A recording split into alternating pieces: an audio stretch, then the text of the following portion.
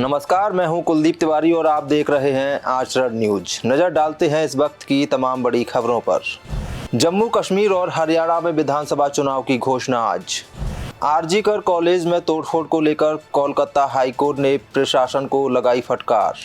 इसरो की EOS 08 satellite की launching सफल।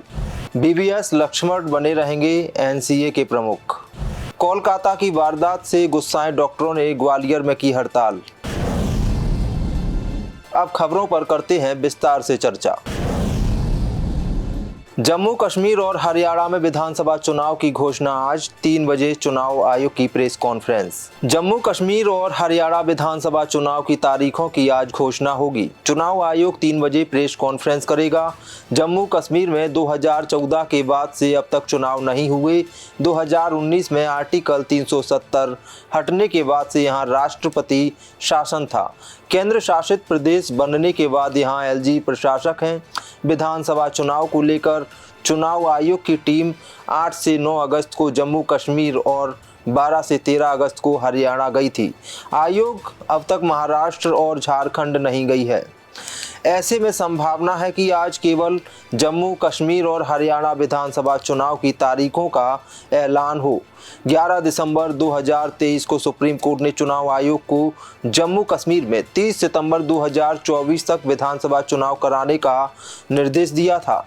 कोर्ट ने ये निर्देश जम्मू कश्मीर का विशेष दर्जा खत्म करने को चुनौती देने वाली याचिकाओं पर फैसले का हिस्सा था। सुप्रीम कोर्ट ने कहा था कि जम्मू कश्मीर को राज्य का दर्जा जितना जल्दी हो सके दिया जाए और वहां पर चुनाव कराए जाएं। जम्मू कश्मीर के LG मनोज सिन्हा ने 11 अगस्त को कहा था। केंद्रीय गृह मंत्री अमित शाह ने संसद में जो कहा था कि पहले परिसीमन होगा, फिर विधानसभा चुनाव और फिर उचित समय पर राज्य का दर्जा।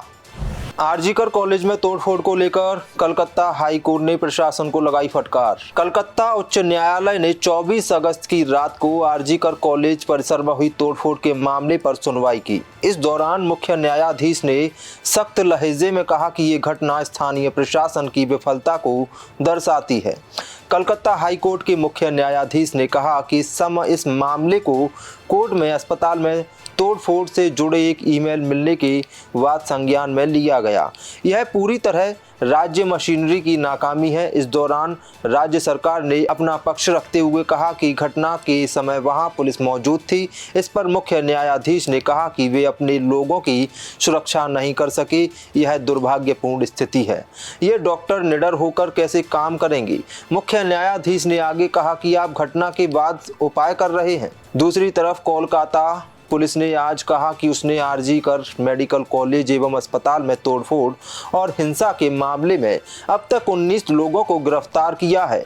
अधिकारियों ने बताया कि गिरफ्तार किए गए लोगों को शहर की एक अदालत ने 22 अगस्त तक पुलिस हिरासत में भेज दिया है। अज्ञात बदमाशों ने कोलकाता के सरकारी आरजीकर मेडिकल कॉलेज एवं अस्पताल के परिसर में घुसकर उसके कुछ हिस्से में तोड़फोड़ की। इस बीच घटना के विरोध में सरकारी स्वास्थ्य केंद्रों और अस्पतालों में जूनियर डॉक्टर की हड़ताल शुक्रवार को भी जारी रही। प्रदर्शन कर रहे चिकित्सक दोषियों को कड़ी सजा दिए जाने और कार्यस्थल पर सुरक्षा बढ़ाने की मांग कर रहे हैं।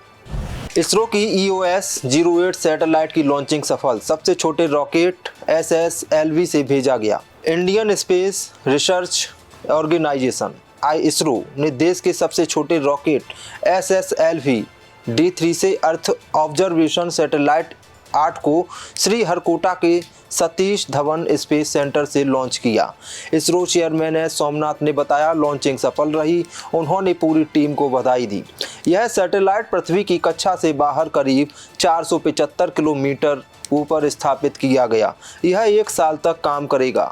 EOS 08 सैटेलाइट का मकसद पर्यावरण और आपदा को लेकर सटीक जानकारी देना है।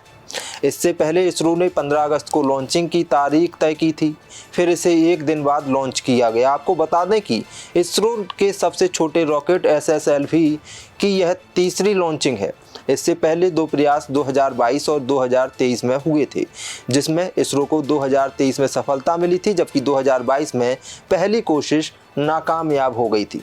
पहला प्रयास 9 अगस्त 2022 को किया, जिसमें SSLV लॉन्चिंग फेल हो गई थी। रॉकेट की लॉन्चिंग तो ठीक हुई थी, लेकिन बाद में रफ्तार और फिर रॉकेट के सेपरेशन के दौरान दिक्कत आई। इसके चलते तब SSLV की लॉन्चिंग को रद्द कर दिया गया था। इसरो ने बताया था कि दोनों सैटेलाइट्स गलत ऑर्बिट में चले गए थे और ये किसी काम के नहीं रह गए थे। वहीं दूसरा प्रयास 9 फरवरी 2023 को किया गया, जिसमें SSLV ने जो 3 सैटेलाइट लॉन्च किए थे उनमें अमेरिका जानूस 1, चेन्नई के स्पेस स्टार्टअप का आज़ादी सेट 2 और इसरो का EOS 7 शामिल था। SSLV D2 पृथ्वी की लोअर ऑर्बिट में 15 मिनट तक उड़ान भरी। इसके बाद सैटेलाइट को 450 किलोमीटर दूर ऑर्बिट में छोड़ दिया गया था। VVS लक्ष्मण बने रहेंगे NCA के प्रमुख, 1 साल तक बढ़ा कार्यकाल, IPL कोच का ठुकराया ऑफर। पूर्व भारतीय batter VVS Laxman national cricket academy के प्रमुख बने रहेंगे। उनका कार्यकाल 1 साल के लिए बढ़ाया जाएगा। लक्ष्मण का 3 साल का करार अगले महीने सितंबर में समाप्त हो रहा है। इससे पहले यह कहा जा रहा था कि अगले साल के IPL सीजन के लिए वह किसी फ्रेंचाइजी के मुख्य कोच बन सकते हैं। लक्ष्मण ने इन सभी संभावनाओं को नकार कर NCA प्रमुख के रूप में कार्यकाल बढ़ाने के प्रस्ताव को स्वीकार कर लिया है। उनके साथ उनके सहयोगी सितांशु कोटक, साईराज बहुतले और ऋषिकेश कनितकर को भी कार्यकाल बढ़ाया जाएगा। आपको बता दें कि लक्ष्मण को सौरव गांगुली ने BCCI का प्रेसिडेंट रहते साल 2021 में NCA की कमान सौंपी थी। नेशनल क्रिकेट अकादमी अब नए कैंपस में शिफ्ट होने वाला है। पहले यह चिन्ना स्वामी स्टेडियम में संचालित किया जा रहा था। इस अत्याधुनिक NCA परिसर में कम से कम 100 पिच होंगी, जिसमें 45 इंडोर पिच शामिल हैं, 3 अंतर्राष्ट्रीय आकार के मैदान, एक आधुनिक पुनर्वास केंद्र, आवास सुविधाएं और ओलंपिक आकार के पूल के अलावा कई अन्य सुविधाएं शामिल हैं। राष्ट्रीय क्रिकेट अकादमी में ये सारे काम अपने आखिरी स्टेज में हैं। खिलाड़ियों को ये सारी सुविधा अगले साल की शुरुआत से मिलने की संभावना है।